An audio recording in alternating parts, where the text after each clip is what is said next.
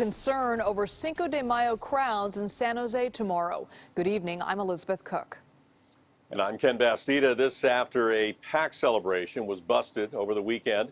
KPIX5 Joe Vasquez reports that police plan to be out in force, but they may only be able to do so much. Cinco de Mayo celebrations have drawn large crowds here in San Jose in the past. Because of COVID-19, authorities are hoping that won't be the case tomorrow. But they are preparing for the possibility, especially considering what happened this weekend. I would say there's about 1,000 people here easily. Carlos Diaz says he couldn't believe his eyes. He was doing his Sunday shopping when he watched this parking lot in East San Jose fill up with cars doing stunts.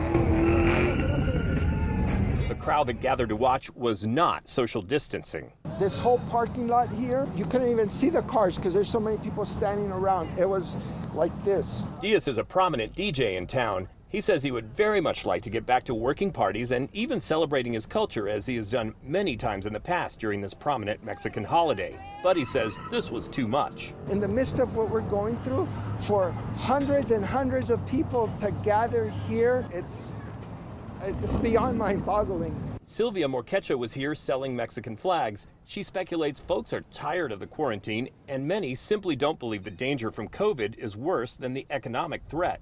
Why? There's so many days we've been, inside home. What can you do? Life is too short. You can cross the street and a car hits you and you die right there.